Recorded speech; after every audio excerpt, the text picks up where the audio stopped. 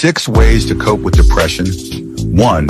Moving your body, even a little. You don't need a gym. A 5-minute stretch, a slow walk, or even dancing alone in your room can shift your mood. 2. Saying no without guilt.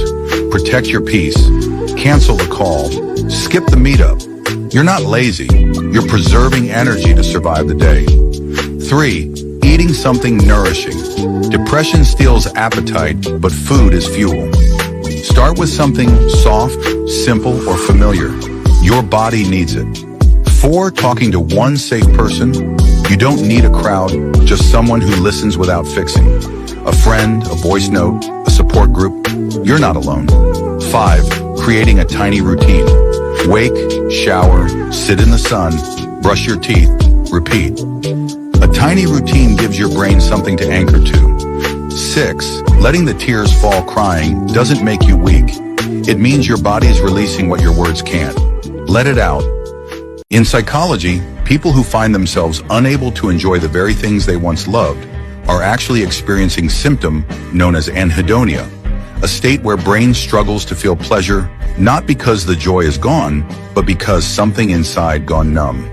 It shows up as skipping songs halfway through because nothing sounds right, opening 5 apps and closing all of them because none of them hold attention, staying in bed all day and still waking up exhausted, doom scrolling with dead eyes, craving connection, and resenting it at the same time.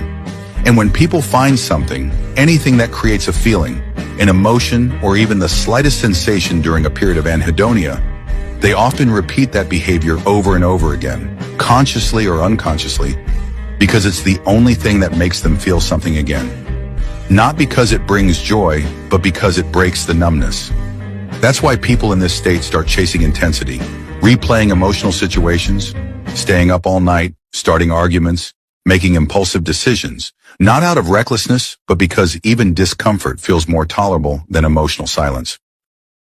Psychology shows that people with high emotional intelligence often feel more lonely, not because they lack connection, but because they carry too much awareness. It's what's called the curse of knowledge. They don't just feel things, they see them. They sense changes in tone, a delayed reply, or a glance that feels colder than usual. Long after a conversation ends, they replay it, not because they're insecure, but because they noticed what wasn't said. They predict outcomes before they happen. And when something goes wrong, they already know why and still feel responsible. That's not overthinking, that's hypervigilance, a trauma response. Often rooted in childhood, it forms in environments where emotions were unpredictable. Noticing tiny shifts wasn't optional, it was survival. As adults, they're always scanning, always decoding, never fully relaxing. The loneliness doesn't come from being alone. It comes from never feeling safe enough to just be. And when your brain is wired to stay ahead of pain, even joy starts to feel dangerous. If this sounds like you, you're not too much. You're just deeply tuned in, and you deserve to feel safe too.